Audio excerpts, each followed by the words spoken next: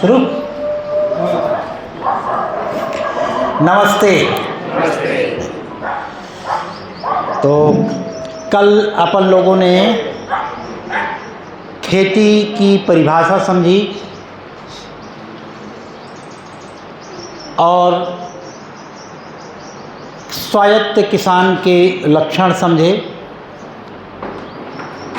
इस पर किसी को कोई प्रश्न हो तो उसको ले लें। बहन कोई बता रही थी कि कोई कुछ प्रश्न बने हैं किसी के ऊपर? हाँ, बाद में पूछ लेंगे। अच्छा, साथ में भी पूछ सकते हैं। एक चीज़ अभी बैठे बैठे मेरे मन में, खेती का जो 6वां स्टेप है वह कितना महत्वपूर्ण है। उसके बिना किसानी नहीं सफल होती है। उसको थोड़ा सा और मन हुआ कि थोड़ा विस्तार और दिया जाए। तो इसमें लिखा है दायित्व कर्तव्य संतुलन। दायित्व क्या है?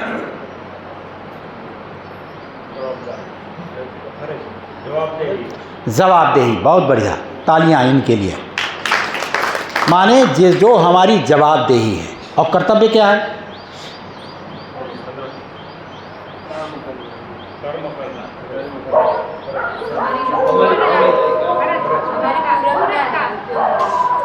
पूरकता। वो फर्ज तो फारसी में कहते हैं, कर्तव्य को फर्ज कहते हैं। और फर्ज दायित्व और कर्तव्य के बीच का है। कर्तव्य थोड़ा बड़ा शब्द है, उससे बड़ा भाव लिए हुए है।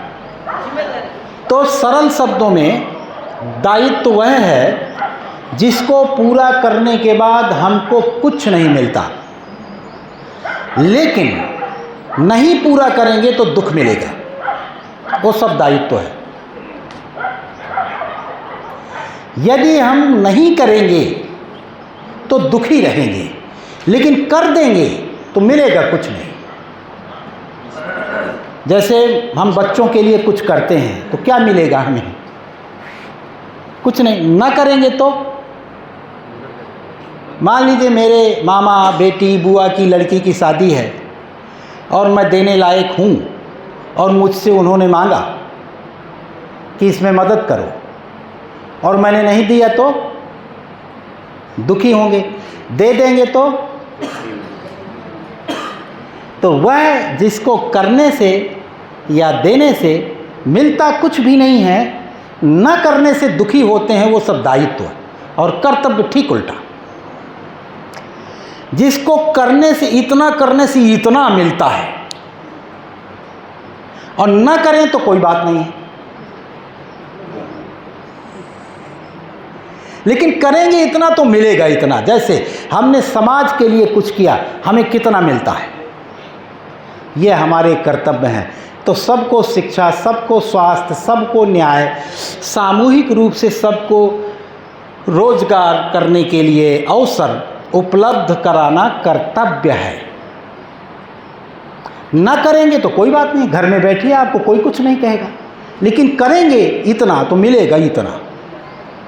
तो ये दायित्व कर्तव्य का संतुलन थोड़ा समझ लें। तो खेती में, जैसे हम खेती में अपने घर का बीज भी खेत में डाल देते हैं, मिलता कितना है? नहीं डालेंगे तो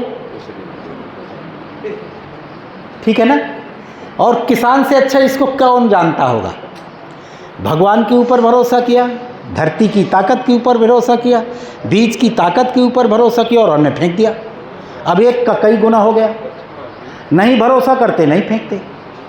तो दायित्व और कर्तव्य इतना ही। बीज बोने जैसा है कर्तव्य। जैसा समाज हम चाहते हैं अपने लिए, अपने बच्चों के लिए, आगे की पीढ़ियों के लिए, उसको हम उसके लिए कुछ करना कर्तव्य है।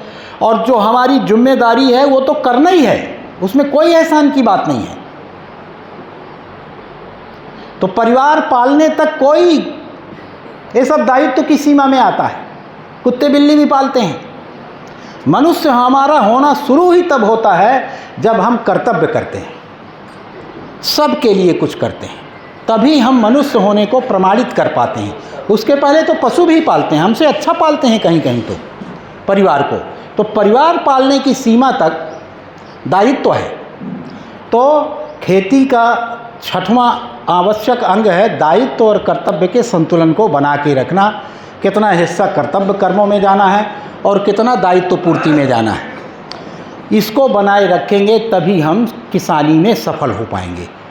जी, अब इसमें कोई प्रश्न बना हो तो बाद में पूछेंगे सब, ठीक है? प्रश्न तो बहुत थे लेकिन सारा दिन आपने बोला तो उसमें सॉल्व हो गया। अच्छा, सॉल्यूशन हो जाता है तो पूछने की कोई आवश्यकता नहीं। सही बात है। तो इसको ऐसा भी बना सकते हैं कि प्रतिदिन शाम को कुछ देर के लिए हम ऐसे कर सकते हैं। ठीक बात, सही बात है, ठीक है, ऐसे ही कर लेते हैं। तो आगे वाले चैप्टर में चलें जी। तो ये लिख दो वो।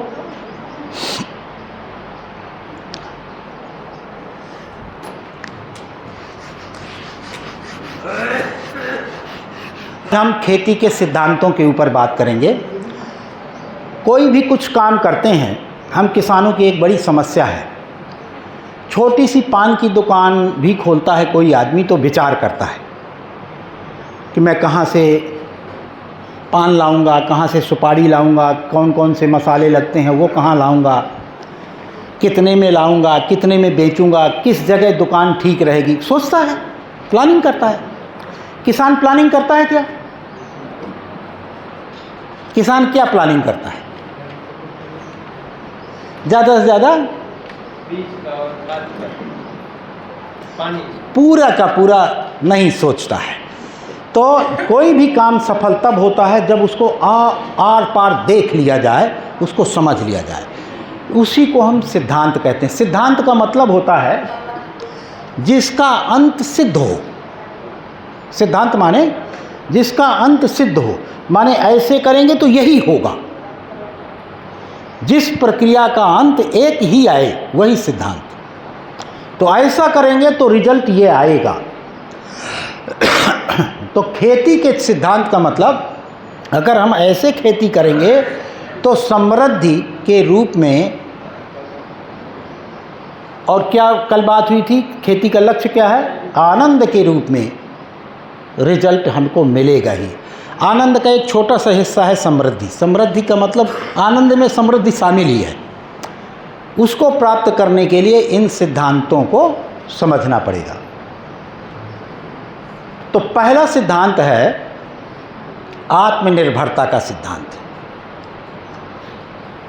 खेती करते समय यह बिल्कुल याद रखें कि आत्मनिर्भरता अगर हटी तो खेती का कोई रिजल्ट नहीं आएगा।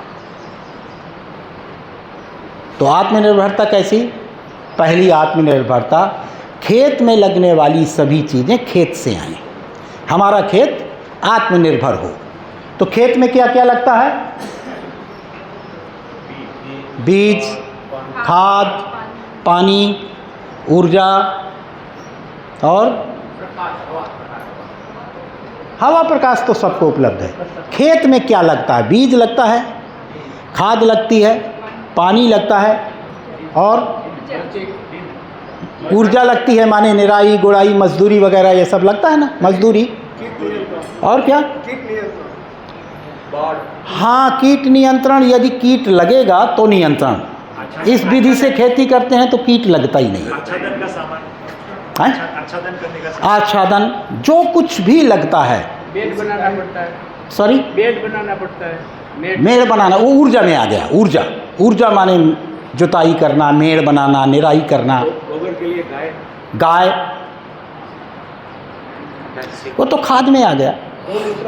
खाद में आ गया, हाँ, खाद में आ गया। गौमूत्र के लिए गाय चाहिए। हाँ, गाय, गाय, अब गाय माने खेत, खाद शब्द करेंगे ना तो खाद में सारी चीज़ें आ गई। तो खेत में लगने वाली सारी चीज़ें, कौन कौन सी खेत में सारी चीज़ें लगती हैं? खाद, बीज, ऊर्जा, पानी और जो कुछ भी आपको याद में आ जाए। बाजार से नहीं आना है। जब तक हमारे खेत में लगने वाली चीज़ कोई बाजार से आएगी, हम कभी समृद्ध नहीं होंगे। और ऐसा कभी होगा कि नहीं लगे, आएगी नहीं, लगेगी नहीं, है ना? उनको ध्यान दिलवा दीजिए, उनको ध्यान दिलवा दीजिए कि क्या वगड़े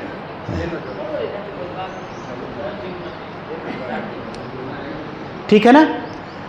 दूसरा है, तो ये तो कल लगभग क्लियर हो गया 6 अंगों में कैसे आएगी खेत में लगने वाली जो खाद है। तो अगर हम गाय पालन पशुपालन करेंगे तो अपने आप आएगी। किस अनुपात में पालन करना है इसका भी थोड़ा थोड़ा कल बात हो गई थी। इसी तरह बीज कैसे आएगा, हर साल जितना बीज बोना है अपने ही खेत से सेलेक्ट करके अलग से रखने का अभ्यास कर लें, तो हर साल हमें बीज नहीं लेना पड़ेगा। बीज हमारा हर साल के लिए बीज पड़ोसियों से एक्सचेंज करके उसको और ज़्यादा इम्प्रूव कर सकते हैं। गांव में जिसके पास अच्छा बीज है उससे बदल सकते हैं। बीज के लिए कुछ करते रहना पड़ेगा। बाज़ार से आता रहेगा तो हम कभी भी सफल किसान नहीं होंगे। आप सबको पता है कि कितना महंगा भाव रहता है और हम बेचने जाते हैं तो वो भाव मिलता नहीं।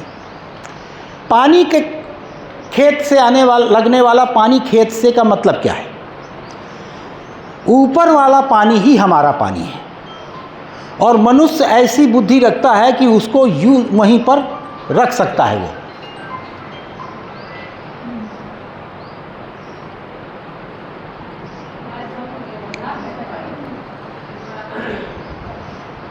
नीचे का पानी नहीं है।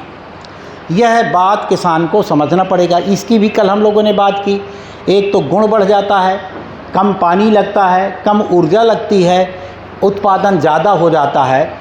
इस तरह से हम पानी को भी अपने खेत में रोकें जितना कम से कम पानी लगता है। और ऊर्जा का मतलब क्या है, खेत में लगने वाली ऊर्जा का मतलब ट्रैक्टर भी है। ट्रैक्टर के भी बहुत सारे विकल्प हैं, मिट्टी के अनुसार है वो। लेकिन कोशिश ये करें, एक तो ट्रैक्टर इस तरह से भी बड़ा नुकसान करता है कि ये पूरा ट्रैक्टर कितने किलो वजन का होता है, 30 से 40 कुंटल ना, 30 से 40 कुंटल होता है। अब 30 से 40 कुंटल वजन अब 2 पहियों में या 4 पहियों में आके वजन रख जाता है। मान लीजिए 4 स्क्वायर इंच या 8 स्क्वायर इंच में पूरा वजन 40 कुंटल का पड़ेगा तो माइक्रोब्स का क्या हाल होगा। और ऐसे ही जाता है वो। तो पता चला कि जो माइक्रोब्स बनने में 50-60 दिन लगने हैं वो तो हमारे ट्रैक्टर उसको पीस दिया, उसको रगड़ दिया बिल्कुल। दूसरी एक और समस्या ट्रैक्टर करता है, कल्टीवेटर करता है तो ठीक है, कुछ काम्बिंग कहते हैं जिसको, काम्बिंग। अब एक रोटावेटर आ गया है। रोटावेटर तो राक्षस है। अब ये जो हमारे माइक्रोब्स होते हैं ये कितने ससेप्टिव होते हैं, कितने में मर जाएंगे। और वो 2000 आरपीएम में उसको घुमा देता है, वो तो बेहोश होकर मर ही जाता है बेचारा। उसको दोबारा पैदा होने में 27-28 दिन लगते हैं। तो रोटावेटर तो और ज़्यादा खतरनाक हो गया है। तो हमें ऐसे कृषि यंत्रों का प्रयोग करना है जो हमारी एक पूरे खेत में फंगस होती है, एक फफूंदी होती है, वो फफूंदी पूरा जाल बिछाई रहती है और इस रोटावेटर से उस जाल को तोड़ देता है। उसके बिना पौधे आपस में लेना देना कुछ नहीं कर पाते हैं। ताप का कंट्रोल करता है वो, ऊपर पौधे में फफूंदी नहीं लगने देता है, उसको नीचे ही खा जाता है। पौधों के अंदर का एक तरह से वायरलेस सिस्टम है, उसका बात करते हैं, सूचनाओं का आदान प्रदान करते हैं। ये सब वैज्ञानिक तथ्य हैं, आप सब लोग किताबों में लिखा हुआ है, इसको डिटेल में पढ़ सकते हैं। अब तो एआई और इंटरनेट का ज़माना है, मांगिए वो दे देगा ये सब। अब तो उसके लिए बहुत परेशान होने की ज़रूरत नहीं है, ठीक है ना। लेकिन फफूंदी बहुत ज़रूरी है। अब हमने उसमें रोटावेटर चला दिया। फफूंदी 30 दिन में नहीं बनती, फफूंदी बनती है 45 दिन, 48 दिन, 50 दिन में। और जब उसमें कार्बन रहेगा तो वो नष्ट कर लिया हमने, अब वो दोबारा बनना नहीं है। इसलिए ऐसे कृषि यंत्रों का प्रयोग किया जाए जो इधर से उधर आपका उसकी पोरोसिटी बना दें, भुरभुरापन आपकी मिट्टी में बना दें और उस पूरी फफूंदी के जाल को न तोड़े, माइक्रोब्स को धीमी गति से इधर से उधर कर ले और अपनी बुआई कर ले। इतना ही ना उसका पर्पज है। फफूंदी का फफूंदी मतलब है फूग, फूग। फूग होता है ना। हाँ। फूग। मैं थोड़ा शब्द बोलते आप जाता हूँ। हाँ बोल दीजिए। फफूंदी में फंगस। फफूंदी है फंगस। हाँ हाँ हाँ फफूंदी। और जब अभी ये वो बताएंगे खाद, उसके बारे में बताएंगे कि कौन कौन सी चीज़ें हमारी खाद में होनी चाहिए। फफूंदी मित्र है हमारा। फफूंदी को ऐसे बदनाम किया जाता है कि वो बहुत, फफूंदी कई प्रकार की होती है और जितनी फफूंदी है, फफूंदी ही फफूंदी का इलाज है। इसके अलावा दुनिया में आज तक कोई फंगस का इलाज नहीं हुआ। फंगस से फंगस को कंट्रोल करते हैं। तो इसको माइकोराजा कहते हैं, जो जाल बना लेता है। ये माइकोराजा ज़मीन की फफूंदी, ज़मीन से ऊपर चढ़ने वाली फफूंदी को वहीं पर खा लेता है, तो रोग कंट्रोल में भी मदद करता है। ठीक, तो जुताई का मतलब समझ गए आप। जुताई का मतलब ट्रैक्टर नहीं है। जुताई का मतलब ऐसे यंत्रों का आविष्कार करना, और इसमें हम सब अपने अपने विवेक का इस्तेमाल करें, जिसके लिए जो सूटेबल हो वो करें। यह हमारा सबसे बड़ा फेल्योर है भारतवर्ष का कि हम बाज़ार से मशीनरी खरीद लाते हैं। मैं यूरोप कई बार गया हूँ, मैंने वहाँ पर देखा है बरसीम काटने के भी आपको 50 यंत्र मिलेंगे। हर काश्तकार खराद मशीन वाले के यहाँ जाता है, अपना एक डिज़ाइन बताता है, उस डिज़ाइन का मशीन बनवाता है। हमारे तो गांव-गांव में लोहार हैं। हम लोग अपने विवेक लगा के अपनी मशीनें बनवाएं जो हमारे बैलों से चल जाएं, या छोटे ट्रैक्टर से कम चल जाएं जो हल्के हों, हैंड ड्रिवन हों, या बैटरी से अब बहुत सारी चीज़ें चलने लगी हैं। बैटरी से चलने वाली चीज़ों को प्रोत्साहित कर सकते हैं। इसमें हर किसान को अपना अपना योगदान देना चाहिए कि हम ऊर्जा के भारी यंत्रों का प्रयोग न करें, और जुताई, बुआई, निराई, गुड़ाई के लिए बहुत सारे छोटे छोटे यंत्र का आविष्कार हुआ है।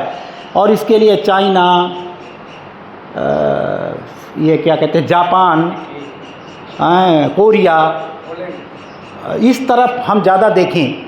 यहाँ छोटे काश्तकार हमारे हिसाब के काश्तकार हैं और बहुत छोटे छोटे यंत्रों का आविष्कार किया है। इसी तरह हम लोग भी अपना कर सकते हैं। और मैंने कल दिखाया मनोज भाई ने, तो उन्होंने काफ़ी यंत्रों का के लिए यहाँ पर काम किया है। तो ये ज़रूरी चीज़ है। तो कुल मिला के सिद्धांत की बात यह है कि इस ऊर्जा के लिए भी हमें पराश्रित नहीं रहना है, अपने विवेक का इस्तेमाल करना है। ठीक, तो 5 चीज़ें हो गई। खेत से आने वाली चीज़ें खेत से आएँ। दूसरी आत्मनिर्भरता क्या है? अपने घर में प्रयोग होने वाली चीज़ें खेत से आएँ। इसका कोई मतलब नहीं है कि हमारे पास हम किसान हैं और हमारी सब्जी बाज़ार से आती है, तो फिर काहे के किसान? हमारी दाल बाहर से आती है, हमारा चावल बाहर से आता है। हम जो कुछ भी खाते हैं और यहाँ पैदा हो सकता है, फल फूल, अनाज, सब्जी, दाल, चावल। जो अंडा खाते हैं तो मुर्गी, नहीं खाते हैं तो जो खाते हैं वो अपने खेत में पैदा करना, ये खेत की दूसरी आत्मनिर्भरता है। मसाले,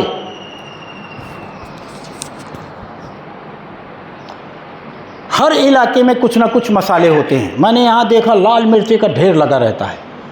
हमारे यहाँ इतना मिर्चा नहीं होता है, आपके यहाँ लगता होगा तो होता है। तो अपने इलाके में मसाले, दाल, तिलहन, सब्जियाँ, भाजियाँ, जो कुछ भी लगता है खेत से आए। अपने खेत का डिज़ाइन ऐसा करें कि हमारे खाने के लिए है। यहाँ पर भी यही सिद्धांत का ध्यान दिलाने का मतलब है, बाज़ार के लिए खेत को डिज़ाइन न करें। बाज़ार के लिए खेत को डिज़ाइन करेंगे तो बाजारू हो जाएंगे।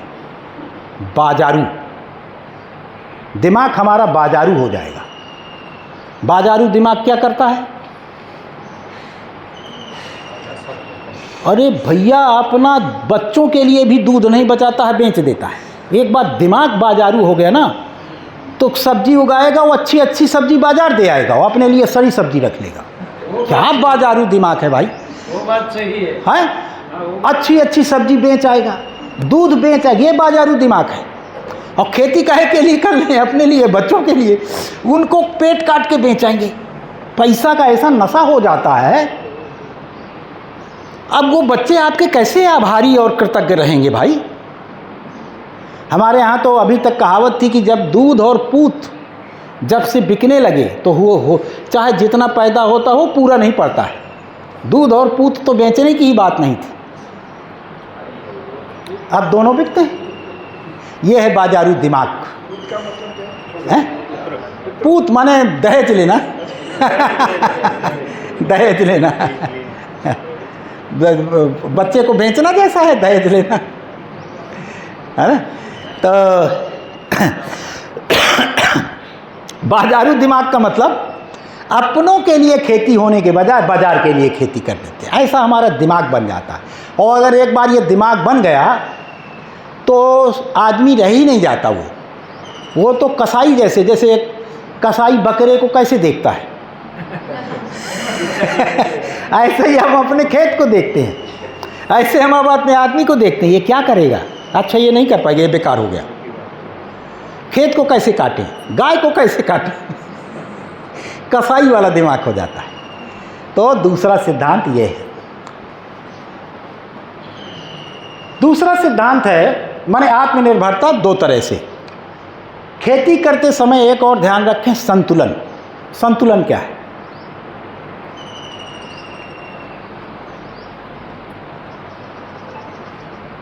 नाना प्रकार के फसलों का संतुलन। हाँ, संतुलन शब्द का अर्थ क्या है? बैलेंस तो अंग्रेजी में कहते हैं, हिंदी में संतुलन कहते हैं, अंग्रेजी में बैलेंस कहते हैं। वो है क्या? है? सही मात्रा में। हाँ, उसका एक पार्ट है मात्रा का सही होना, अनुपात का सही होना। और क्या है? ज़्यादा नहीं, कम भी नहीं, वही। हाँ ज़्यादा भी नहीं, कम भी नहीं। हाँ मल्टी क्रॉपिंग। जो तापमान है वो वही रहेगा। हाँ, लेकिन संतुलन क्या है? सभी चीज़ों की सही तुलना, सही तुलना करना। सम्यक तुलन। संतुलन का मतलब सम्यक तुलन, ऐसे बराबर होना। ये होने लगे ज़्यादा तो अपने आप ये बैलेंस बनना है। सम्यक तुलन। तो आज जैसा होना चाहिए वैसा होना संतुलन। जैसे साइकिल चलाना सीखा है सबने, क्या होता है उसमें? उसमें संतुलन होता है। क्या संतुलन होता है? किसका संतुलन कर सकते हैं? संतुलन कर सकते हैं कि संतुलन हो जाता है? हो जाता है।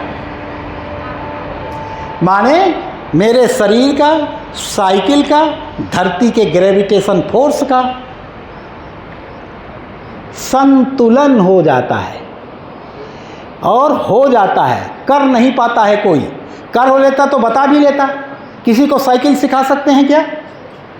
वो किसी क्षण अपने आप सीख जाता है।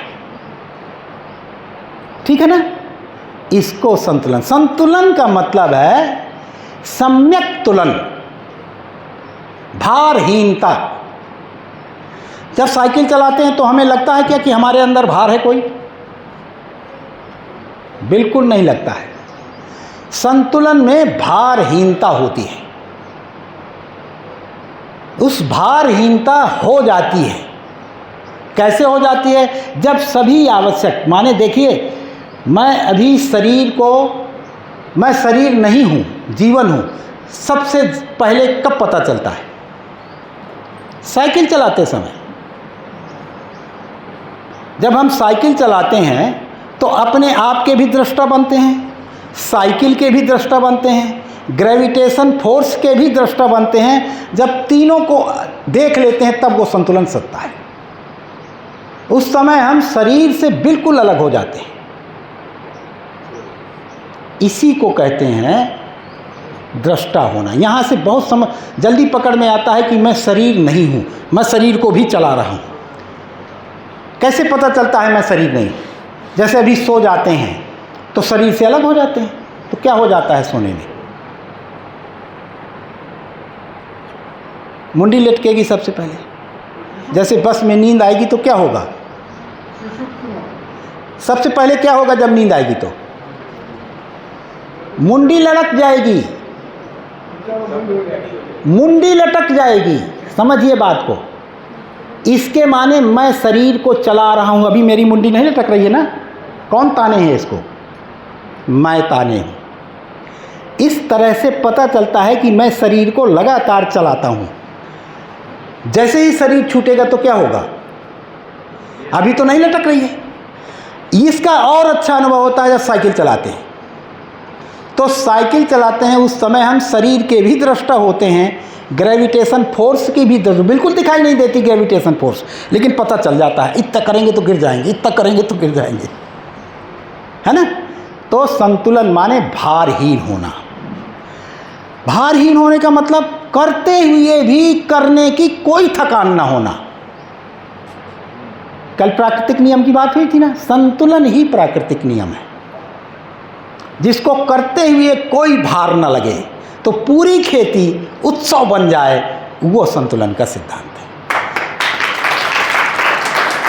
जब हमको लगने लगता है कि हम बड़ा थक रहे हैं, मान लीजिए खेती गलत तरीके से कर रहे हैं, मैं यहाँ आपके साथ में बात भी कर रहा हूँ, खेती हो रही है, रोज़ दूध निकाला जा रहा है, जानवरों को चारा जा रहा है, जो जो होता है खेती में सब हो रहा है, ऑटोमेटिक मशीन की तरह चल रही है, और मैं पूरे ध्यान के साथ आपसे बात भी कर सकता हूँ, मेरी खेती भी चल रही है। ये है संतुलन, एकदम भारहीन होना, ठीक है ना। और जहाँ भी थकान लग गई कि मान लीजिए हमने संतुलन के सिद्धांत को खो दिया, तो वो कौन कौन से संतुलन हैं जो खेती में बने रहते हैं? अच्छा, ये है ना।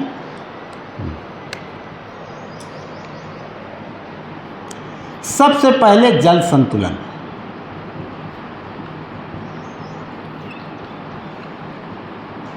वायु संतुलन और ताप संतुलन।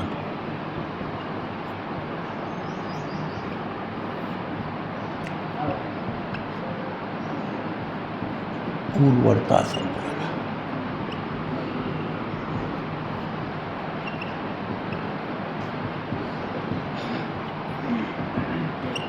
इन 5 संतुलनों को बनाए रखते हुए खेती आराम से चलती है। ये शरीर भी कैसे चलता है? ऐसे चलता है। शरीर का तो सिद्धांत पता है ना, वात पित्त और कफ तीनों का संतुलन होने से शरीर चलता रहता है। वात माने वायु, ताप माने पित्त, जल माने कफ, इन तीनों के संतुलन से शरीर चलता है। ऐसे ये धरती चलती है। वायु संतुलन, जल संतुलन और ताप संतुलन से ये धरती की जीवंतता बनी रहती है। आयुर्वेद का सिद्धांत कहाँ से आया? इसी सिद्धांत से आया है। धरती में सबसे पहले सबको पता है आग का गोला थी, धीरे धीरे क्या हुआ? पानी आया। जब पानी आया माने जल संतुलन हुआ। जब पानी आया फिर इसके बाद कार्बन डाइऑक्साइड भरी थी तो हरी चीज़ें बननी शुरू हुई तो वायु संतुलन हुआ। तो जल संतुलन, वायु संतुलन और ताप तीनों का संतुलन बन गया, धरती में जीवंतता आ गई। और इस जीवंतता को जब तक बनाए रखेंगे ये धरती बनी रखेगी, इसकी जीवंतता बनी रहेगी। इसको खो देंगे तो शरीर भी खो जाएगा। जैसे पित्त लगातार बढ़ गया तो क्या होगा? रक्त दोष होगा, चर्म रोग होंगे, सर दर्द करेगा, परेशानी होगी। इसी तरह वात बढ़ गया तो क्या होगा? कंपन होगा, पार्किंसन हो जाएगा, स्मृति भ्रम हो जाएगा। कफ बढ़ेगा तो क्या होगा? श्वास लेने में तकलीफ होगी, कंजेशन से भर जाएंगे, तमाम प्रकार की व्याधियाँ होंगी। होता है। तो इसके संतुलन को बनाए रखना। इसी तरह हम संतुलन बना बनाया मिला जब हम खेती कर रहे थे, अब खेती के माध्यम से कैसे बना रहेगा? कैसे बनेगा संतुलन? तो ये तीनों संतुलन, बल्कि चौथा भी ले सकते हैं इसमें, निश्चित अनुपात को मेंटेन कर देने से, अपने खेत के एक हिस्से में बाग लगाने से, एक हिस्से में पशुपालन करने से एक निश्चित अनुपात में, और निश्चित अनुपात में अपने परिवार के लिए सारी चीज़ें पैदा करने के, इसके कॉम्बिनेशन में वात पित्त और जल वायु और ताप का संतुलन बन जाता है। जैसे मेरा खेत इस धरती का एक हिस्सा है, मैंने 1/3 हिस्से में बाग लगाया और कल्पना कर लीजिए कि सबने लगा लिया, क्या हो जाएगा? धरती का संतुलन हो गया।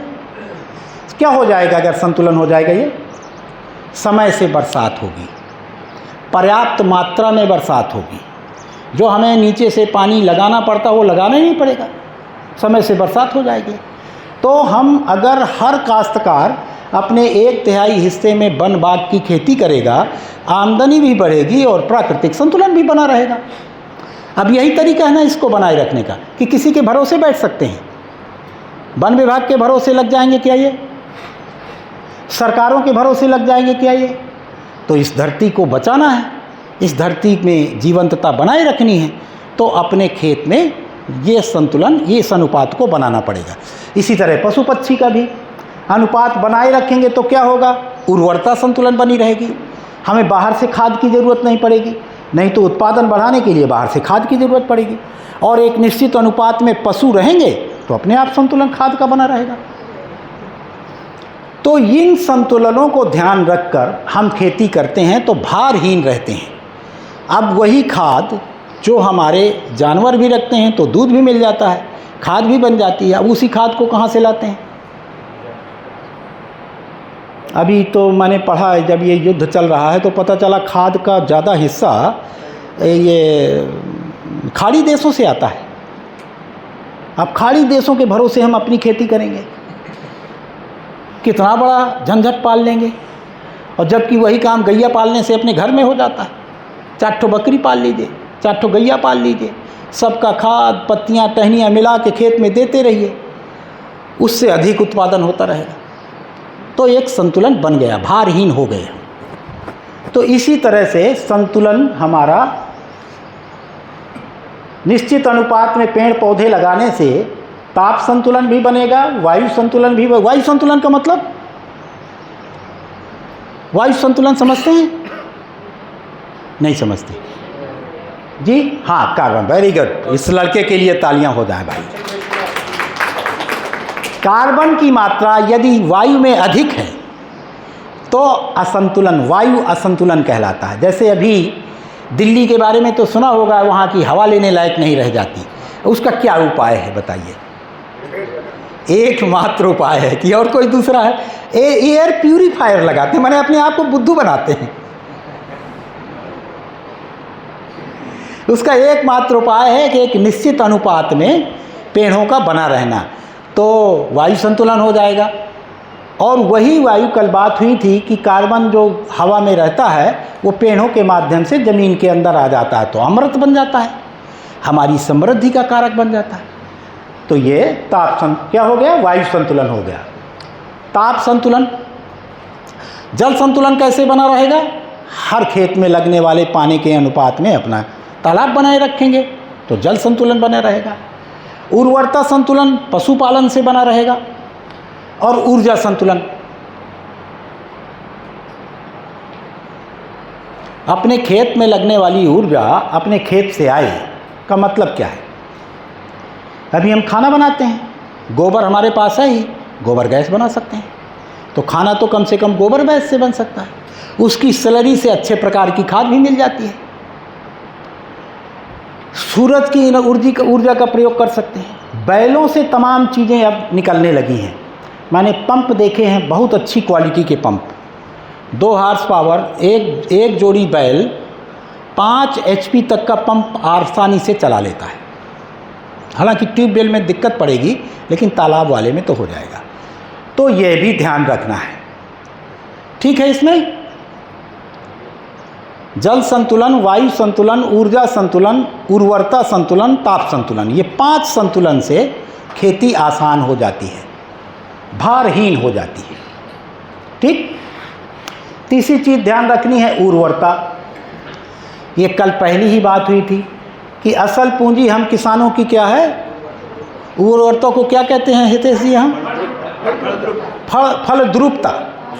फलद्रुपता, फलद्रुपता क्या है? एक बीज को अनेक बीजों में परिवर्तित कर दें, उसको फलद्रुपता कहते हैं। उर्वरता क्या है? जो धरती एक बीज को अनेक बीजों में परिवर्तित करने की ताकत रखती है, उस ताकत का नाम फलद्रुपता है। ये ताकत कहाँ है?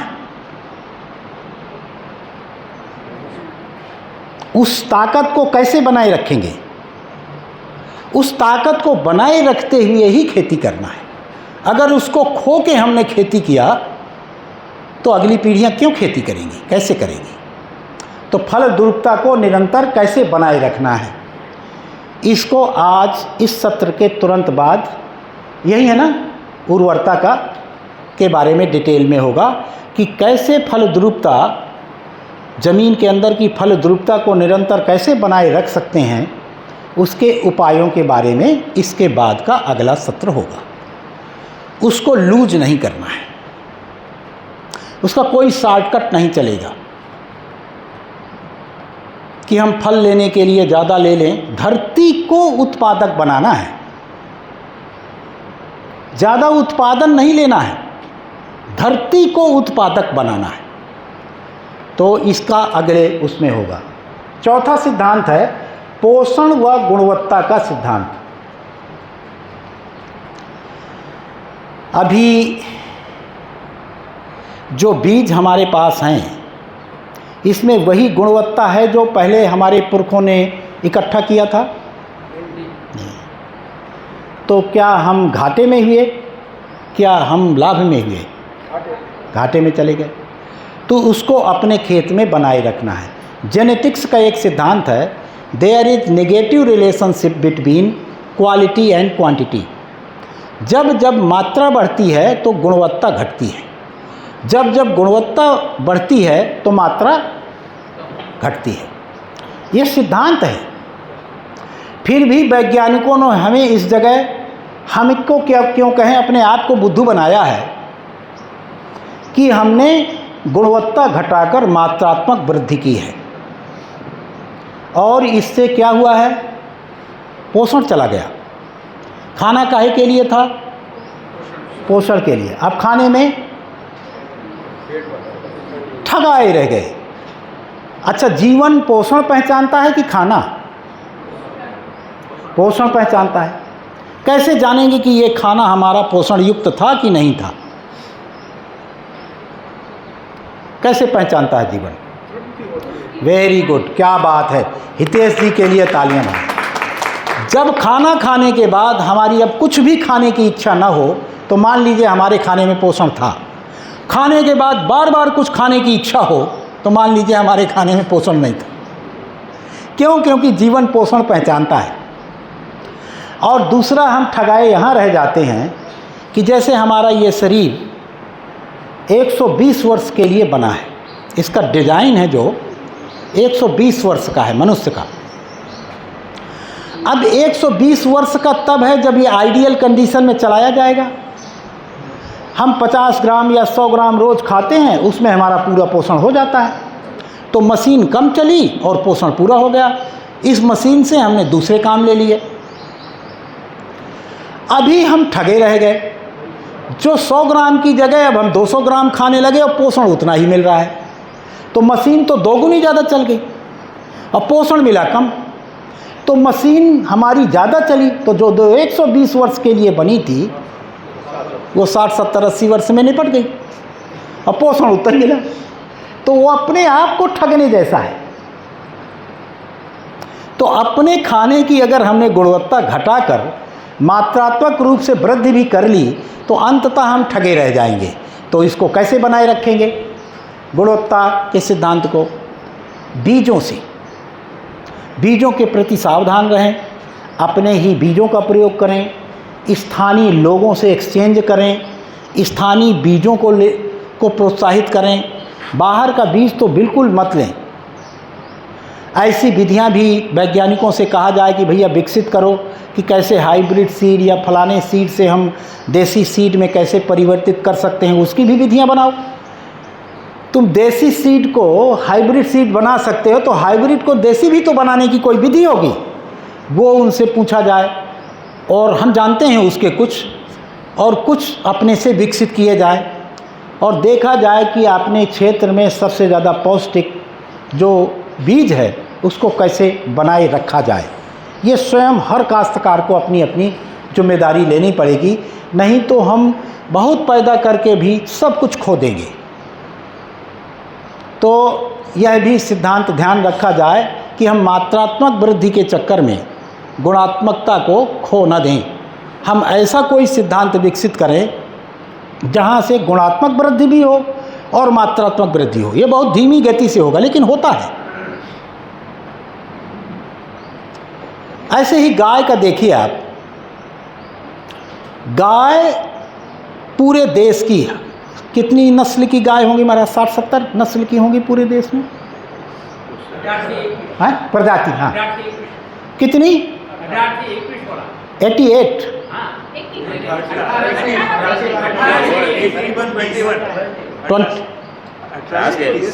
हाँ देसी प्रजातियां। अब हर प्रजाति, हाँ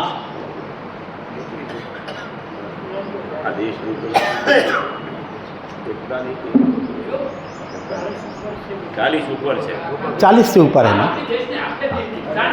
जी। अब हर प्रजाति की अपनी अपनी विशेषता है। अब ये कौन सा पागल खाना है कि इस प्रजाति से उस प्रजाति को क्रॉस करवा दो, उस प्रजाति, अरे भाई आपको ज़रूरत है वो ले लो। आपको ज़्यादा बलवान बैल चाहिए तो फला फला प्रजातियां हैं, आपको ज़्यादा दूध देने वाली चाहिए तो फला प्रजाति है। आपको सिलेक्शन का अधिकार है, क्रॉस करने का अधिकार नहीं है। यह अमानवीय है और यही हमने कर डाला। उसका नतीजा क्या हुआ?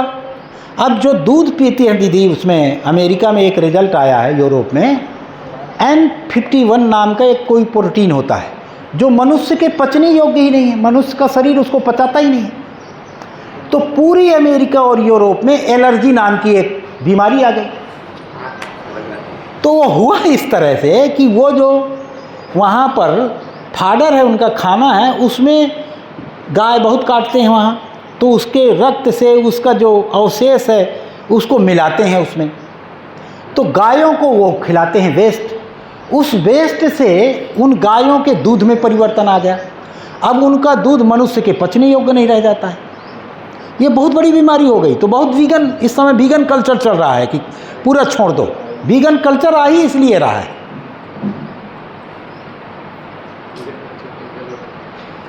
जबकि जी हाँ, जबकि गाय जानती है कि वो कितने प्रकार के घासें कब कब किस किस अवस्था में खाती है, और दूध की घी की गुणवत्ता बनाए रखने के लिए चारा गाय जरूरी है। चारा गाय के बिना गाय पूरी गुणवत्ता से, उसके गाय में आप देखेंगे एक जो सुनहलापन आता है, चरने वाली गाय में अलग आता है और बांध कर खिलाने वाली गाय में वो नहीं आता है। तो चरने वाली गाय को पता है कि कौन कौन से घासें खानी है, उन घासों को खाती है, तब उसके दूध में, घी में वह गुणवत्ता आती है। तो ये खेती करते समय इन छोटे छोटे चीज़ों को भी ध्यान, छोटी चीज़ें नहीं है, ये बड़ी चीज़ें हैं। और एक भ्रम भी पैदा किया इन्होंने, जैसे एक गाय पूरे जीवन में कितना दूध देती है?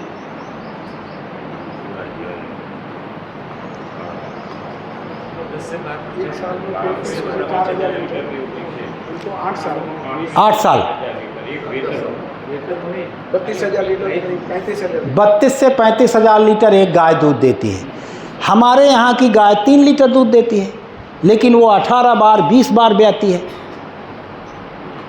यहाँ अगर ज़्यादा दूध देती है तो 8 बार और 10 बार में ख़त्म हो जाती है। हमारे यहाँ गाय 20 बार ब्याती है, 3 लीटर दूध देती है। ओवरऑल कितना देती है? 30 से 35 हज़ार लीटर। दुनिया की हर गाय एक इसी काम के लिए बनी है कि कितने भूसे चारे को दूध में कन्वर्ट करेगी, कितने भूसे चारे को गोबर में कन्वर्ट करेगी। तो अभी एक दिन ये शेखर भैया बताएंगे पशुपालन में आपको और डिटेल में बताएंगे आप। एक गाय 1.5 लाख किलो गोबर बनाती है। दुनिया की कोई मशीन लाइए बना दे अगर वो, कितने लीटर मूत्र बनाती है और कितना दूध बनाती है, उनके पास कैलकुलेशन है, वो गाय पालते हैं वो, और वो लगभग देश की सारी गाय बराबर देती हैं। अगर हम ज़्यादा दूध देने वाली गाय के चक्कर में पड़ते हैं तो 8-10 ब्यार में निपट गई वो। तो 8-10 अंत में देखेंगे तो अगर 20 बार बच्चे देने वाली गाय की तुलना में देखेंगे तो 12 बच्चे तो कम दिए। अंत में तो नुकसान हुआ ना हमारा।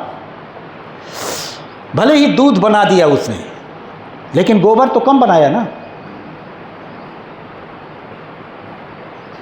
तो वो केवल अपने आप को बुद्धू बनाना है कि ज़्यादा दूध देने वाली गाय, कम दूध देने वाली गाय, सारी गाय एक जैसी हैं। आपको जो अच्छा लगता है उसको सेलेक्ट कर लीजिए, इसको उससे क्रॉस मत करवाइए। क्यों? क्योंकि हर गाय अलग अलग टेम्परेचर, अलग अलग एग्रोक्लाइमेटिक जोन के लिए बनी है। अब मैं यहाँ के टेम्परेचर के लिए बनी गाय को 50 डिग्री के टेम्परेचर में रखा जाएगा तो बेचारी वो अपने शरीर को बचाने में पूरी ताकत लगा देगी, तो उसका गोबर भी घटेगा, गोमूत्र भी घटेगा और दूध भी घटेगा, क्योंकि वो अपने आप को बचाने में ताकत को लगाए हुए। जी, उम्र भी कम हो। उम्र मतलब नहीं समझे आप। ज़्यादा दूध या तो उम्र घटने से मिलेगी, या तो हड्डी कैल्शियम टूटेगा उसका जल्दी जल्दी। हड्डियाँ, जो ज़्यादा दूध देने वाली गाय की हड्डी बहुत कमज़ोर होती है, उसका दूध पीने वालों लोगों के भी हड्डियाँ कमज़ोर होती हैं, वो भी होता है उसमें। जी, तो या तो उम्र घटेगी या तो कोई ना कोई धातु घटेगी, ब्यात की मात्रा घटेगी तो दूध बढ़ जाएगा। हास्टिन फ्रिजियन 4 बार 5 बार में निपट जाती हैं। टोटल वो भी 30-35 हज़ार लीटर दूध देती हैं। हमारी देसी गाय है जिसको बेचारी मारी मारी घूमती है, 3 लीटर 4 लीटर दूध देती है, फिर भी 30-35 हज़ार लीटर दूध देती है। तो दुनिया की हर गाय बराबर है वो। ये केवल अपने आप को बुद्धू बनाने के लिए, सरकार के पैसे को ठिकाने लगाने के लिए, ये सब बेवकूफ़ बनाने के प्रोजेक्ट दे देते हैं। टोटल किसी गाय का बढ़ा दें लैक्टेशन पीरियड तो मैं बताऊं, टोटल गोबर की मात्रा बढ़ा दें, टोटल में जोड़ के बताइए इनसे। इसी तरह क्वालिटी और क्वांटिटी का आप देख लीजिए, इनसे कहिए कि किसी भी गेहूं, किसी भी फसल की बिना क्वालिटी घटाए आप क्वांटिटी बढ़ा के दिखा दीजिए। मेरे घर के सामने जहां मैं रहता हूं, दीदी ने देखा है, एक आंवले का पेड़ है। ये बात मुझको कब पकड़ में आई, तो महाराज जी मैं देखता था कि जिस साल फल ज़्यादा आता है उस साल फल छोटा हो जाता है, और जिस साल फल कम आता है फल बड़ा बड़ा हो जाता है। देखा यार, ये बड़ा जादू है इसमें, हर साल का अंतर है ये। जिस साल फल ज़्यादा टिक गया तो वो छोटा छोटा होगा, जिस साल बड़ा हो गया बड़ा बड़ा हो गया। ऑटोमेटिक मेंटेन करता रहता है वो। एक ही पेड़, और मैं कम से कम 30 साल से देख रहा हूँ उसको। ऐसे ही सब जगह है। आप जब ध्यान से देखेंगे, यही सब्जियों में हो गया, पता चला बहुत मात्रा बढ़ गई, गुणवत्ता चली गई, स्वाद चला गया। क्या पाए अंततः हम? भूसा खा रहे हैं। अंधे को गाजर खिला दीजिए, मूली खिला दीजिए, वो बता ही ना पाएगा कि मैंने गाजर खाई कि मूली खाई। इस पोजीशन में हमने गाजर को मूली बना दिया, मूली को गाजर बना दिया। पहले इतना बड़ा तरबूजा आता था, पूरा घर भर खा लेते थे, और क्या मीठा तरबूजा होता था। इतने इतने तरबूजे कर दिए थे। उनको पता नहीं क्यों मजा आता, इतनी बड़ी चीज़ को इतना बना दिया, इतनी को इतना बना दिया। इसको कहेंगे वैज्ञानिक हो गए। क्या वैज्ञानिक हो गए? तो बच्चों का खेल है भाई। क्या नेचर ने कोई गलती की थी इतना बड़ा कलिंदा बना के, कि इन्होंने करेक्ट कर दिया उसको? नींबू को मौसम्मी बना देंगे, मौसम्मी को नींबू बना, अरे भैया मौसम्मी की जगह मौसम्मी ले लो, नींबू की जगह नींबू ले लो। वो चकोतरा बना देंगे नींबू को, अरे भैया हमारा कागजी नींबू कौन सा बुरा है? तो ये क्या हो गया है कि ज़्यादा उत्पादन के नाम से बुद्धू बनाने के अभियान के रूप में ये हो गए हैं। किसान को इसमें शामिल नहीं होना चाहिए। ये भैया उनका पैसा है, उनको अपना जादू टोना करने दीजिए, आप अपने आप को बचाइए। आप अपने, इसी तरह खेत में देखा मैंने 10-10 फुट में बाग लगाते समय, बाग वाला आएगा अभी कि नहीं आएगा? हाँ, हाँ अब तो नहीं आ पाएगा। हाँ, तो बाग में भी यही कि बाग लगाने के कुछ सिद्धांत होते हैं। हमारे यहाँ एक बहुत प्रचलित सिद्धांत है, बाग लगे पर लगने न पाए। माने बाग लगे लेकिन आपस में लगने न पाए। क्यों ना लगने पाए? क्योंकि माँ बाप हर इकाई को चाहिए पूरी दुनिया के। धरती माँ है, उसको पूरी माँ चाहिए, और आकाश बाप है, पूरा आकाश चाहिए जहाँ तक फैल सकता है। उसमें अगर कोई बाप में बंटवारा नहीं करता, माँ में बंटवारा करना उसको बड़ा परेशानी होती है। तो बाग लगाने का यही सिद्धांत है। अभी क्या हुआ, वो छोटे छोटे बाग हो गए। एक बार बाग लगाने में तो पसीने छूट जाते हैं। अपनी ही शरीर यात्रा में 3 बार 5 बार बाग कैसे लगा पाएंगे? बड़ा कठिन। तो ओवरऑल हम लोगों ने एक मूल्यांकन किया, हमारे यहाँ एक पेड़ जितना फल देता है इन छोटे बागों में मिलकर भी 20 पेड़ नहीं दे पाते। और हमारी क्रियाएं कितनी बढ़ गई, परिश्रम कितना बढ़ गया। तो परिश्रम बढ़ा लिया, लागत बढ़ा ली, आउटपुट कुछ नहीं बढ़ा।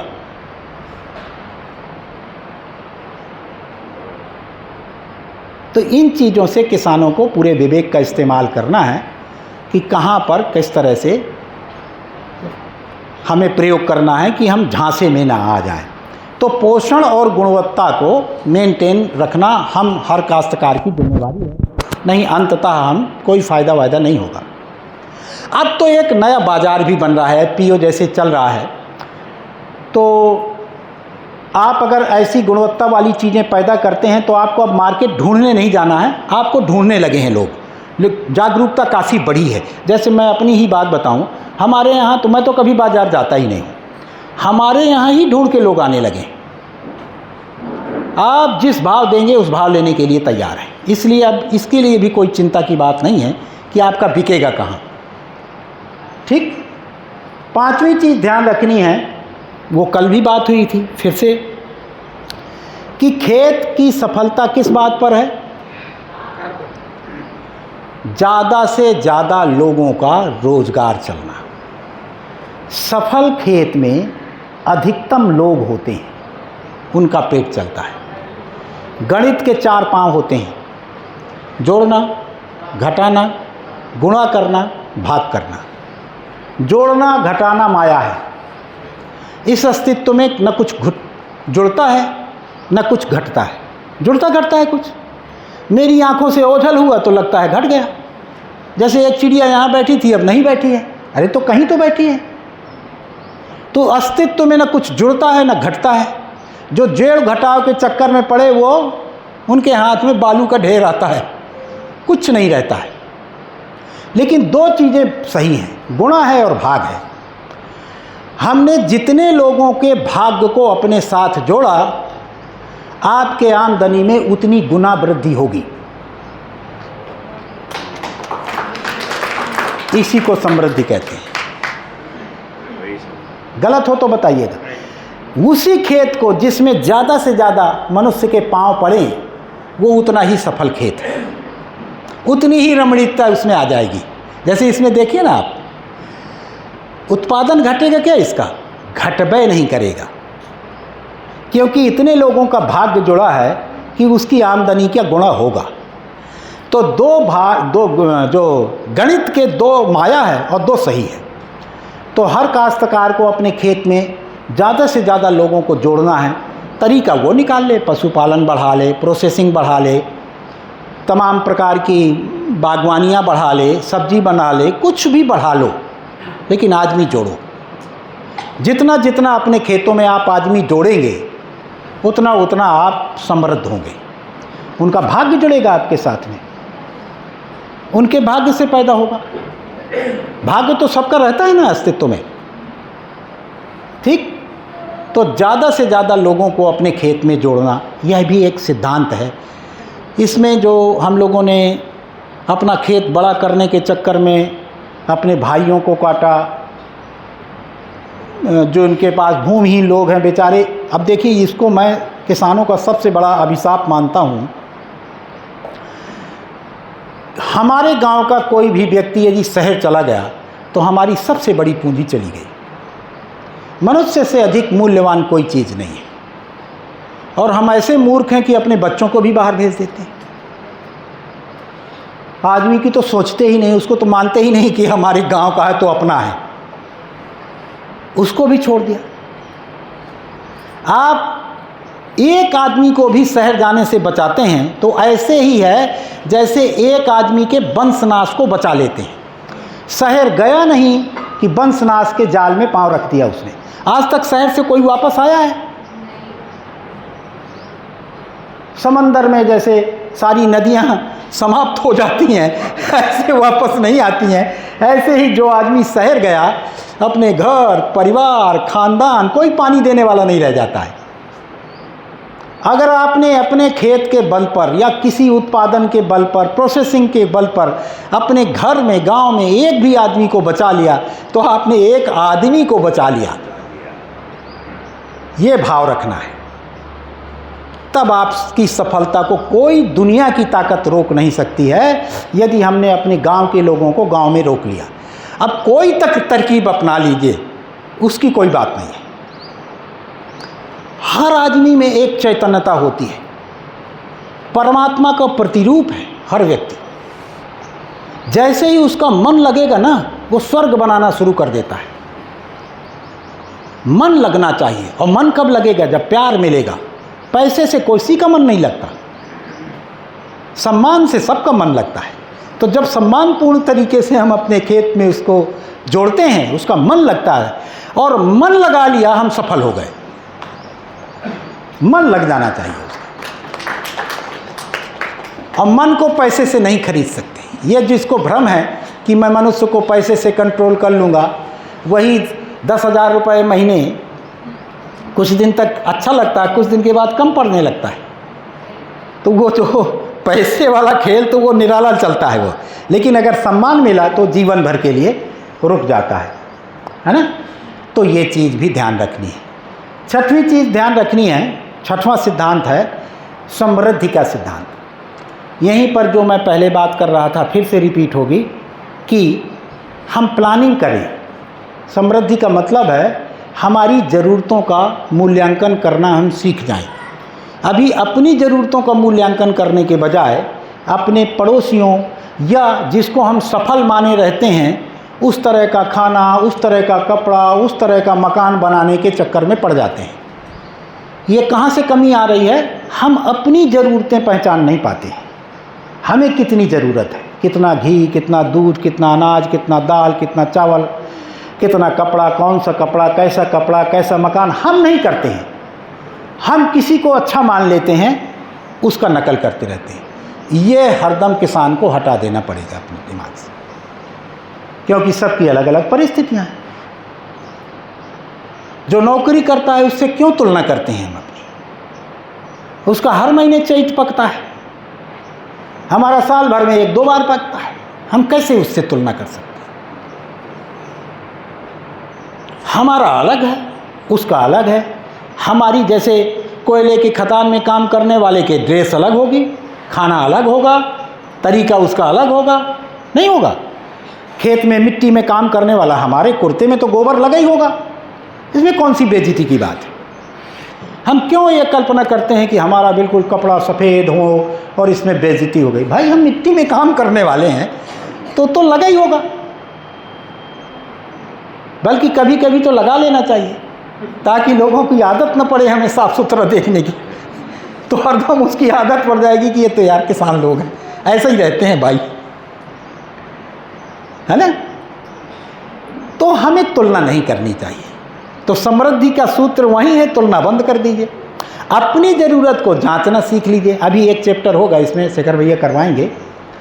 तो हमारी कुछ ज़रूरतें रोज़ की होती हैं, तो रोज़ की क्या ज़रूरतें हैं? उसमें कुछ अनाज, दाल, चावल ये सब होगा ही, कुछ पैसे से आता होगा। तो प्रतिदिन कितना पैसे की ज़रूरत है, उसको प्लान में डाल लीजिए। मान लीजिए मैं अभी 20 साल का हूँ, 22 साल का हूँ, खेती शुरू की।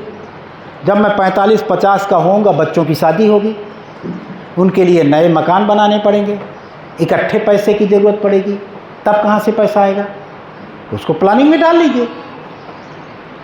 हमको पता है कि कौन सा पेड़ लगाने के बाद कितने दिन के बाद कितने रुपए का हो जाता है। जो आप खेत का डिज़ाइन बनाइए, उसमें उसको लगा दीजिए। जब आप 20 साल के हैं तो 25 साल के बाद इसका इतना फल, इसका इतना पैसा मिल जाएगा। तो प्लानिंग करेंगे तो पार जाएंगे। अभी किसान जो प्लानिंग नहीं करता है, इसकी वजह से प्रॉब्लम में है, और कोई प्रॉब्लम नहीं। अब जैसे रोज़ 500 रुपये लगने हैं, 500 रुपये रोज़ कोई बड़ी बात है? छोटे छोटे काम है जिसमें 400-500 रुपये आ जाता है, छोटे छोटे काम है। प्लानिंग कर लेना है। आप अपने दूध का घी बनाने रखिए, तो घी और मट्ठे से उतना पैसा आ जाता है। प्लानिंग की बात है। अभी तो मैंने बिरम भाई के यहाँ देखा, इनके यहाँ तो कपड़ा ही है, लोग घर आते हैं और दे के चले जाते हैं, इनको तो कहीं बेचने भी नहीं जाना है। इसी तरह का हर काश्तकार को अपना एक डिज़ाइन बना लेना है। एक चीज़ और समृद्धि में आती है कि मैं इस धरती में आया हूँ तो मुझे कुछ याद रखें लोग, यह भी एक सबकी लालसा होती है। बिना किसी को जनाए मैं चला जाऊँ ऐसा मंजूर नहीं होता है। तो अपने डिज़ाइन में ऐसे भी कोई उपकार का चीज़ बना के रखें जिससे आपको याद रखा जाए। ऐसा नहीं बनाएंगे तो तृप्ति नहीं होगी। होता है ऐसा कि नहीं है? जैसे जैसे शरीर छोड़ने का समय आता है तो ये छटपटाहट होती है कि बच्चे नहीं याद करेंगे तो फिर क्या होगा? बच्चे तो प्रॉपर्टी ले लेंगे। तो समाज में उपकारी हुए बिना कोई किसी को याद नहीं रखता है। तो समाज में कुछ ना कुछ उपकार करते रहिए। जैसे मेरे यहाँ तो बगीचा लग गया, अब मैं मर भी जाऊँगा तो प्रेम सिंह का बगीचा रहेगा। अभी 3 पीढ़ी तक तो लौंडों की औकात ही नहीं है कि मेरा नाम वहाँ से मिटा सकें। अब तो ऐसा कुछ करके जाइए कि लड़के चाहें भी तो न मिटा पाएँ। गांव में कुछ एक काम अपने जुम्मे ले लीजिए, गांव का काम शुरू कर दीजिए, भैया मेरे जुम्मे में रहेगा, हर साल आएगा ये, 9 दुर्गे आते हैं इसमें मैं ये कर दूंगा। कोई भंडारा चलता है, ये भंडारा मेरे से रहेगा। अब लोग तो याद, जब साल भर आएगा तो लोगों को याद आएगी ये तो फलाने का काम है यार। इनका ऐसे चलता है इन लोगों का, कुछ गांव के काम अलग चलते हैं कुछ। तो गांव के भी, समूह के भी काम कुछ ना कुछ अपने हाथ में लिए रहने चाहिए। तो ये 6 सिद्धांत हैं जिनका पालन करने से हम समृद्ध होते ही हैं। ठीक है, कुछ सावधानियां भी हैं। क्या क्या चीज़ से सावधान रहना चाहिए? इसमें किसी को कुछ और रह गया? कोई इनका मकसद है, हाँ। अपने पास खेती है, ज़्यादा खेती है, पुरखों की खेती है, फिर भी वो छोड़कर सब लोग गांव जा रहे हैं, शहर चले जाते हैं। तो उनको रोकने के लिए हम क्या कर सकते हैं? बहुत बढ़िया, बहुत अच्छा प्रश्न है। और इसके उतने ही उत्तर हैं जितने आदमी हैं। लेकिन जब हम मनुष्य का अध्ययन करते हैं तो पाते हैं कि हर व्यक्ति को सम्मान भी चाहिए, पैसा भी चाहिए, समृद्धि भी चाहिए। ज़्यादातर किसान पैसे के अभाव में गांव नहीं छोड़ रहे हैं। किसान अपने बच्चों को इसलिए खेती नहीं करने देना चाह रहा है क्योंकि खेती के पेशे में सम्मान नहीं है। शादी ही नहीं करेंगे लोग, बच्चों की शादियां रुक रही हैं। क्यों नहीं करेंगे? सम्मान का मतलब क्या है? बराबर का मान। तो नौकर पेशा वालों का बड़ा मान है, व्यापार वालों को और बड़ा मान है, पॉलिटिशियंस का और बड़ा मान है। हम बहुत उत्पादक होते हुए भी हमारा बराबरी का मान नहीं है। उसके पीछे का मुख्य कारण ये है, कोई पैसे की कमी से नहीं जा रहा है और लोगों को ये लगता है कि पैसे की कमी से गांव छोड़ रहे हैं तो वो तरह तरह के पैसा कमाने के उपाय बताते हैं, जबकि वही लोग जो पैसा कमाने का उपाय बताते हैं वही पैसे की कमी का एहसास करते रहते हैं। और बड़ा जादू है इसका। आप भी अध्ययन करिएगा इसको। आप दोस्ती बढ़ाइए जिसका 1 लाख रुपए महीना वेतन हो, और एक आदमी को दोस्ती बनाइए जिसके 10,000 रुपये महीने आता हो, और एक आदमी की दोस्ती बनाइए जिसके पास 2 लाख रुपए 5 लाख रुपए महीने आता हो। और सबको देखिए कि उनका वेतन 25 तारीख को सब एक जैसे हो जाते हैं कि नहीं। हमें लगता है ये ज़्यादा वेतन पाने वाला है, इसके ज़्यादा पैसा होगा। 26 तारीख को भिखारी, और 10,000 महीने पाने वाला है वो भी 26 तारीख को भिखारी, और 5 लाख रुपए महीने पाने वाला है वो भी 26 तारीख को भिखारी। ये मनोविज्ञान है, साइकोलॉजी है। हमारे अपने मन का इलाज करना चाहिए। सब कोई भी नौकर पेशा आदमी उपकारी हो सकता है क्या? जब 26 तारीख का उसका वेतन ख़त्म हो जाना है तो 4 दिन तो बड़े मुश्किल में बेचारे के कटते हैं और हम उसको ज़बरदस्ती बड़ा माने हैं। तो एक तो इलाज ये कि वो बड़े नहीं हैं। अब दूसरा इलाज हमारे हाथ में नहीं है, हम सबको एक होना पड़ेगा। क्या है वो? संविधान में किसान की परिभाषा। जिस दिन संविधान में किसान की परिभाषा हो गई, जिस दिन किसानी को राष्ट्रीय कार्य घोषित कर दिया गया, उस दिन जितने बुद्धिमान लोग हैं खेती करेंगे, जितने बेवकूफ़ हैं सब नौकरी में जाएंगे। ठीक उल्टा हो जाएगा। तो यहाँ पर हमको एकता दिखानी है। खूब सारी चिट्ठियाँ लिखें प्रधानमंत्री को, लोकसभा अध्यक्ष को, राज्यसभा अध्यक्ष को, अपने सांसद को, अपने विधायक को, महाराज जी के माध्यम से, आपके माध्यम से भेजिए कि भैया किसान की परिभाषा कर दो, भैया किसान की परिभाषा कर दो, किसानी को राष्ट्रीय कार्य घोषित कर दो। जिस दिन आप इसमें सफल हो गए, आप यहाँ और शहर से भीड़ लग जाएगी गांव के अंदर आने के लिए। केवल सामाजिक अपमान की वजह से खेती छोड़ रहे हैं और कोई दूसरा तरीका नहीं। सहमत हैं आप? ठीक है। सम्मान का अर्थ होता है, ऐसे कर देते हैं, देखिए ये व्यक्ति है, व्यक्ति के ऊपर प्रभाव किसका होता है? परिवार का। परिवार के ऊपर किसका प्रभाव होता है? समाज का। समाज के ऊपर किसका प्रभाव होता है? संविधान का। संविधान के ऊपर जिसका कब्जा, उसी का सम्मान। आप यहाँ से खाली हैं। तो यहाँ जिन लोगों का सम्मान है, राजपुरुषों का सम्मान है, पॉलिटिशियंस का सम्मान है, नौकरों का सम्मान है, तो इसका प्रेशर समाज में आता है, समाज का प्रेशर परिवार में आता है, परिवार का प्रेशर व्यक्ति में आता है। पकड़ में आई बात?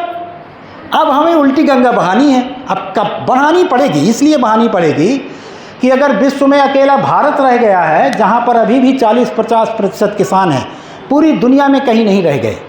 जिस दिन किसानों की संख्या भारत में घट गई, उसी दिन इस धरती का प्रलय हो जाएगा। क्या खाएंगे? खनिज खाएंगे क्या? तेल खाएंगे क्या? बंदूकें खाएंगे क्या? खाना हम है देते हैं पूरी दुनिया को। भारत, पाकिस्तान, बांग्लादेश, चाइना विश्व का सबसे बड़ा, सबसे ज़्यादा इस समय जनसंख्या हमारी। हम पूरी जनसंख्या को खिलाते हैं, उसके बाद भी 3000 मिलियन डॉलर से अधिक का बेचते भी हैं, माने खिलाते भी हैं। चाइना अपनी जनसंख्या भर के लिए खिला नहीं पाता, 21% इंपोर्ट करता है। तो दुनिया में अकेले भारत और पाकिस्तान दो ऐसे देश हैं, बांग्लादेश भी है, भारत, पाकिस्तान, बांग्लादेश है, जो अपने किसानों को पूरा खिला पाते हैं। और हम किसानों का कोई एहसान नहीं इसमें मानता। क्यों? क्योंकि आप संविधान में हैं नहीं। संविधान में नहीं आएंगे, कोई एहसान नहीं है आपका। कृषि वैज्ञानिक इसका श्रेय लेके चले जाएंगे। किसी सुना है आपने कि किसानों ने 4000 मिलियन डॉलर का ये किया, तो इसका एवज में हम इनका कुछ दे दें किसानों को? नहीं करते। ये संविधान में क्या लेना, कैसे करना, कैसे कैसे? उसमें लंबी बहस होगी। तो बहस तो तब शुरू होगी जब मांग होगी। हालांकि जब संविधान बना था, इसको अलग सत्र में ले लेंगे, 1946 में, तब इसमें रंगा साहब ने इस पर काफ़ी डिबेट की थी। लेकिन उस समय इतनी गंभीरता से लोगों ने उसको समझा नहीं कि इसका क्या कॉन्सिक्वेंसेस हो सकते हैं। अब हम उसको परिणाम भोग लिए। अब हमको फिर से उस बात को उठाना पड़ेगा, बहस में लाना पड़ेगा। अब तो उसका एक प्रक्रिया है, बहस होगी। जब कभी ज़्यादातर मुद्दा बनेगा राष्ट्रीय स्तर पर, तब जाके ज़्यादा लोग बहुमत में आएंगे, तब संविधान में संशोधन और को उसको परिभाषा करना दरअसल परिभाषा भर नहीं होती है। जैसे ही उसको परिभाषित किया जाएगा तो इस देश का जातिवाद खत्म हो जाएगा। तो सारे लोगों के ऑक्सीजन की नलियां टूट जाएंगी। तो जब उनका मन बन जाएगा कि मुझे अपनी पार्टी भंग करनी है, तब किसान को परिभाषित करेगा, नहीं तो को सपा रह जाएगा, को बसपा रह जाएगा, को भाजपा रह जाएगा, सब किसान हो जाएंगे। कोई जाति रह जाएगी कि किसान रह जाएगा। आप किसान के अंदर आएंगे, परिभाषा में आ जाएंगे कि जाति के, सब किसान के परिभाषा में आ जाएंगे। किसान की परिभाषा तो करके देखिए, पूरा हिंदुस्तान किसान हो जाएगा भाई। जाति, धर्म, भाषा सब खत्म। तो वो जब मैं कह रहा हूँ तो बहुत सोच समझ के कह रहा हूँ और बड़ी बात कह रहा हूँ। इस देश का पॉलिटिकल, इकोनॉमिकल, सोशल सारे स्ट्रक्चर रीबिल्ड होंगे, रीबिल्ड होंगे। छोटी मोटी बात नहीं है ये, इसलिए इसमें ताकत भी ज़्यादा लगेगी। पहले से ही मन बनाइए आप कि हम लोग लिखना शुरू कर दें, नातियों के समय में होगा, जब होगा शुरू तो कर दें। जिम्मेदार लोगों से ये निवेदन तो प्रस्तुत करें कि भाई जिस देश में हम रहते हैं यार, हम क्या हैं बताओ जरा, हमें तो पता नहीं भाई हम क्या हैं बताओ, संवैधानिक रूप से क्या है। जाति हम हो नहीं सकते क्योंकि संविधान नकारता है जाति, धर्म, भाषा, लिंग। और हम जाति तुम कह नहीं सकते हम फला जाति हैं, फला धर्म से तुमको क्या लेने देना, मेरा व्यक्तिगत मामला है। हम क्या हैं इस देश में, इस देश के संविधान में मेरी क्या हैसियत है, पूछ के देखिए आप। सब खड़े हो जाएंगे, सब भागता हो जाएंगे, खाली हो जाएंगे सब, कोई हमारी हैसियत नहीं है। वो तो संख्या ज़्यादा है इसलिए महाराज बात कर पा रहे हैं, नहीं तो मार डंडे बंद कर दिए जाते। संख्या ज़्यादा है, अभी वोट लेना है उनको, इसलिए बचे हुए। बड़े मार्मिक है ये। जिस किसानों के देश में किसान परिभाषित नहीं है, अब समझिए आप कितना विडंबना, सोच के देखिए आप। और राष्ट्रीय कार्य घोषित कर गया तो फिर उल्टा हो जाएगा महाराज। जितने घर के बेवकूफ़ आदमी हैं सब नौकरी के लिए जाएंगे, देश के जितने बुद्धिमान आदमी हैं खेत में मिलेंगे आपको। उस दिन दुनिया बदलेगी।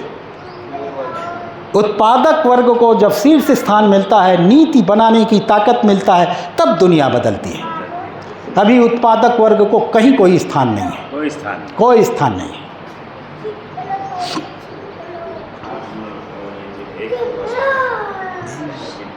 बहुत बड़े काम की ज़रूरत है महाराज जी, और इनको कुछ सिखाने की ज़रूरत नहीं है।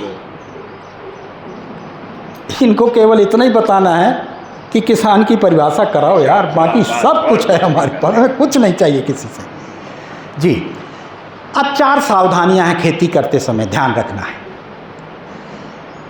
पहली सावधानी मौसम से। अभी जो क्लाइमेटिक चेंज चल रहा है ये किसके कारण हो रहा है? हमारे कारण हो रहा है। अनुपात से अधिक खनिज निकाल ले रहे हैं, अनुपात से अधिक वृक्षों को काट डाल रहे हैं, अनुपात से अधिक पशु पक्षियों को समाप्त कर दे रहे हैं। इतने स्लाटर हाउस चलते हैं, इतने स्लाटर हाउस चलते हैं कि जिस दिन वो पूरी संख्या एक साथ देखते हैं तो मेरा तो सब कुछ बिगड़ जाता है उसी दिन। मेरा ध्यान मन ही नहीं किसी चीज़ में लगता है कि इन मूर्खों को ये नहीं दिखाई देता। कत्ल खाने, कितने कत्ल खाने चलते हैं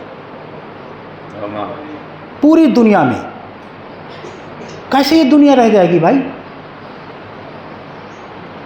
और इनका परिणाम क्या है?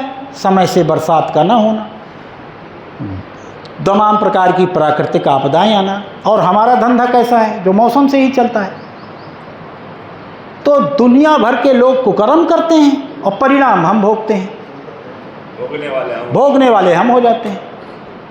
दुनिया भर का कुकर्म जितना है वो खनिज वाले करेंगे, व्यापारी करेंगे, परिणाम हम भोगेंगे। बम वहाँ फेंकेंगे, एसिड रेन हो रही है, परिणाम कौन भोगेगा? हमारा तो धंधा वहीं का है। हमने तो अपनी फसल में कहीं ताला नहीं लगा सकते, उसमें शेड भी नहीं बना सकते, वो तो खुले आसमान में रहेगा। तो ये सावधानी रखनी है, बदलते मौसम का अध्ययन करते रहना है। और इस सावधानी से बचने के लिए क्या करना है, कैसे बच सकते हैं? एक तो वही तरीका है कि हम एक ही फसल पर आश्रित ना हों, बहुत प्रकार की फसलें एक साथ लें। दूसरा है पशुपालन और बागवानी को अनिवार्य रूप से जोड़ दें। फसल क्या, इसका प्रतिकूल मौसम का सबसे जल्दी प्रभाव सब्जियों पर पड़ता है। सब्जियों से ज़्यादा देर बाद अनाज के ऊपर पड़ता है, गेहूं वगैरह में, धान वगैरह में, और उससे भी ज़्यादा देर में पेड़ पौधों में पड़ता है, और सबसे ज़्यादा देर पशु पक्षियों में पड़ता है। इसलिए अपने खेती का ऐसा डिज़ाइन बनाए रखें कि आपके आय के स्रोत कई जगह से हों, सब्जियां भी हों, अनाज भी हों, दालें भी हों, तिलहन भी हो, वृक्षों की भी खेती हो और पशु पक्षी भी हों। तो इस तरीके से हम मौसम के बदलते स्वभाव से मुक्ति पा सकते हैं। ठीक है, सहमत है इस पर? सहमत है? हाँ जी, हाँ ब्रेक हो गया, चलो ठीक। तो 3 चीज़ें और रह गई हैं, तो ब्रेक के बाद करते हैं। ठीक है, अभी ब्रेक है, फिर इसके बाद मिलते हैं।